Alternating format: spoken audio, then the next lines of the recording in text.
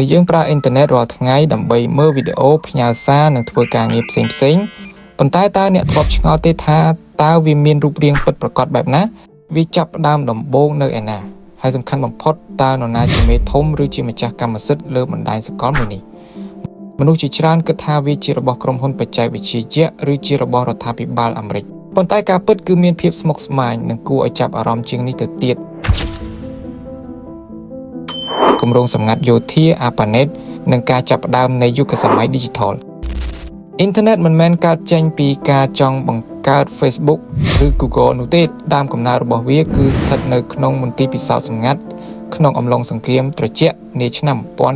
1969នៅពេលនោះពិភពលោកកំពុងស្ថិតក្នុងភាពតានតឹងនៃអាវុធនុយក្លេអ៊ែរកងទ័ពអាមេរិកត្រូវការប្រព័ន្ធទំនាក់ទំនងមួយដែលរឹងមាំបំផុតប្រព័ន្ធធម្មតា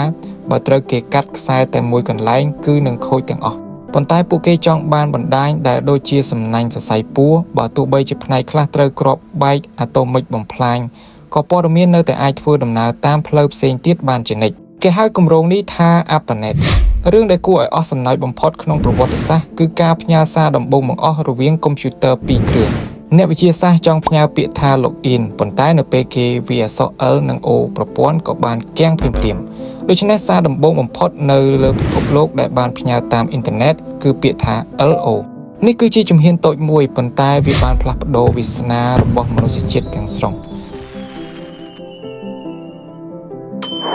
ភាពខុសគ្នារវាងអ៊ីនធឺណិតនិង World Wide Web មនុស្សភាគច្រើនតែងតែច្រឡំថាអ៊ីនធឺណិតនិង World Wide Web គឺតែមួយប៉ុន្តែតាមពិតទៅពួកវាមានតួនាទីខុសគ្នាដាច់ស្រឡះសូមស្រមៃថាអ៊ីនធឺណិតគឺជាហេដ្ឋារចនាសម្ព័ន្ធរូបវន្តដូចជាផ្លូវថ្នល់ស្ពាននិងខ្សែបណ្ដាញដែលតភ្ជាប់ជុំវិញពិភពលោករីឯ World Wide Web គឺជាសេវាកម្មដែលដំណើរការនៅលើផ្លូវនោះដូចជាឡានដែលដឹកទិន្នន័យឬជា website ដែលយើងមើលរាល់ថ្ងៃបុរសដែលបានផ្ដល់កំណើតដល់ World Wide Web គឺលោក Tim Berners-Lee លោកបានបង្កើតវាឡើងក្នុងឆ្នាំ1989នៅមន្ទីរពិសោធន៍ CERN ក្នុងប្រទេសស្វីសអ្វីដែលធ្វើឲ្យលោកក្លាយជាវីរបុរសពិតប្រាកដនោះគឺលោកមិនបានយកបាតង់ឬទាមទារប្រាក់ពីការបង្កើតនេះឡើយលោកបានផ្ដល់បច្ចេកវិទ្យានេះឲ្យពិភពលោកប្រើប្រាស់ដោយឥតគិតថ្លៃ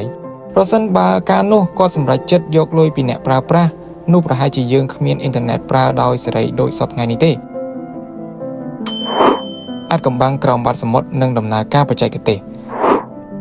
តើអ្នកធ្លាប់ឆ្ងល់ទេថាហេតុអ្វីបានជាយើងអាចចុចមើលវីដេអូពីប្រទេសផ្សេងបានលឿនម្ល៉េះកុំច្រឡំថាអ៊ីនធឺណិតរត់លើមេឃតាមរយៈផ្កាយរណបទាំងអស់ការពិតទៅជិត 100% នៃទិន្នន័យអ៊ីនធឺណិតទូទាំងពិភពលោកគឺរត់តាមខ្សែកាបក្រោមបាតសមុទ្រខ្សែទាំងនេះគឺជាសរសៃ fiber optic ដែលមានទំហំប៉ុនជើងរបស់មនុស្សយើងវាមានប្រវែងសរុបរាប់លានគីឡូម៉ែត្រខ្វាត់ខ្វែងពេញបាតសមុទ្រដើម្បីភ្ជាប់ទ្វីបអាស៊ីអាមេរិកនិងអឺរ៉ុបខ្សែទាំងនេះត្រូវបានការពារយ៉ាងក្រាស់ដើម្បីការពារពីការខាំរបស់ត្រីឆ្លាមឬការអូសដោយយុទ្ធការរបស់នាវា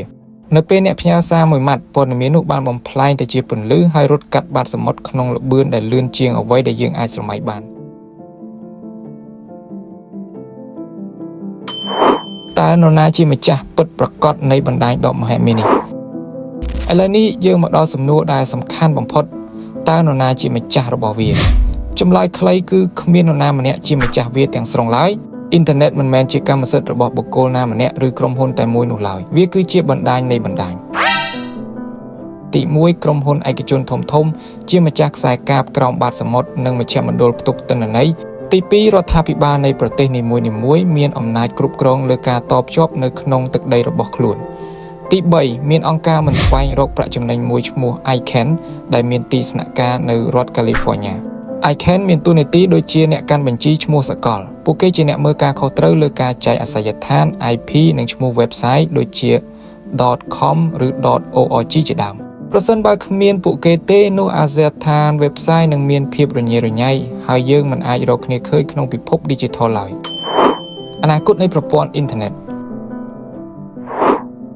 អ៊ីនធឺណិតបានវិវត្តពីគម្រោងសម្ងាត់របស់យោធាមកជាឧបករណ៍ដែលមិនអាចខ្វះបានសម្រាប់មនុស្សជាតិ